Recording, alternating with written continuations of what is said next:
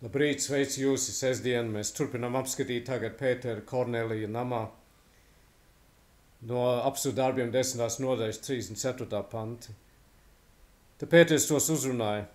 Patiesi es saprotu, ka Dievs cilvēku neskata pēc ārienes, bet ka vienā tautā viņš pieņem katru, kas viņu bīstas un ir taisnas savos darbos.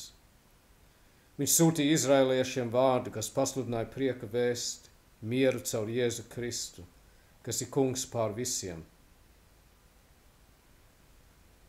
Pietiks ar šiem vārdiem šodien. Pēters saka, viņš tagad saprot, ka Dievs neuzskata nevienu cilvēku pēc ārienes. Ir ļoti svarīgi, ka arī mēs to saprotam.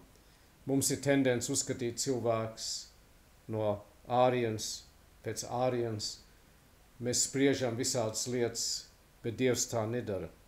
Bet ikvienā tautā viņš pieņem katru, kas viņu bīstas un ir taisnas savos darbos. Viņš sūtīja izraeliešiem vārdu, kas pasludināja prieka vēsti, mieru caur Jēzu Kristu, kas ir kungs pār visiem. Jēzus Kristus mira visiem cilvēkiem. Evanģēlijs ir pavisam skaidrs, jo tik ļoti Dievs pasauli mīlējis, ka viņš devis savu vienpiedzimušo dēlu, lai neviens, kas viņam tic, nepazustu, bet dabūtu mūžīgo dzīvību. Ik katrs, kas piesauc tā kunga vārdu, tiks izglābts. Tas ceļš ir tas pats gan jūdam, gan nejūdam, baltam, melnam, dzeltenam, vienalga no kurienes kāds rās, vienalga no kurienes tu nāc, vienalga kas tu esi. Pestīšanas ceļš ir tas pats visiem cilvēkiem. Mums var būt miers ar Dievu tikai caur kungu Jēzu Kristu. Un tas ir, kāpēc mēs viņu sludinām, turpināsim viņu sludināt, līdz kamēr viņš aizsauks mani mājās vai atgriezīsies, jo Jēzus Kristus ir ceļš, patiesība un dzīvība. Neviens pie tēva netiek kā vien caur viņu. Būsim skaidri par to, un būsim skaidri arī, ka mūsu uzdevums ir šo prieka vēsti sludināt visai pasaulē, visiem cilvēkiem, jo kaut gan ceļš pie Dieva ir šaurs, tas ir plaši atvērts ik katram, kas nāk. Dargais un mīļais debes Tēvs, paldies, ka tu esi pataisījis to tik vienkārši. Paldies, ka ir tikai viens ceļš un ne daudzi ceļi. Paldies, ka ir tikai viena patiesība, ne daudz patiesības. Tas pataisa dzīve daudz vienkāršāk. Cilvēki kādreiz prasa, Poncijs Pilāts prasīja reiz jautājumu, kas ir patiesība. Patiesība stāvēja viņam acu priekšā un viņš to neredzēja. Mēs aizlūdzam par tiem, kam patiesība stāv acu priekšā, bet viņi vēl to neredz. Kungs atdar viņa acis, atdar viņa saprašanu, lai viņi saprot, lai viņi redz. Mīļais, dārgais debes Tēvs, mēs nododam šo dienu no jauna tavās rokās paši sevi un lūdzam, lai tu mūs vadi.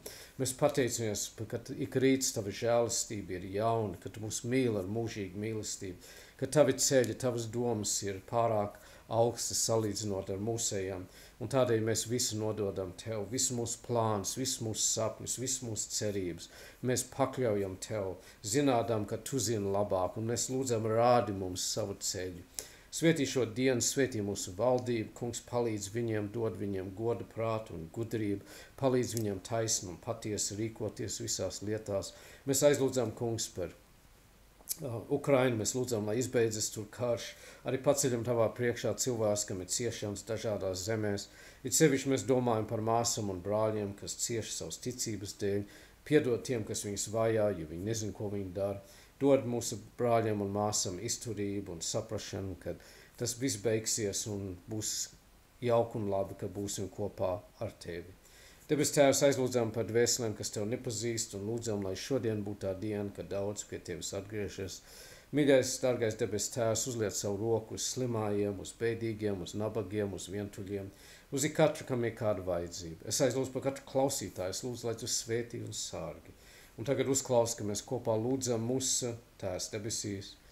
Svētīts, lai top tavs vārds, lai nāk tava valstība, tavs prāts, lai notiek kā debesīs, tā arī virs zemes. Mūsu dienišķo maizi dod mums šodien. Piedod mums mūsu parādus, kā arī mēs piedodam saviem parādniekiem.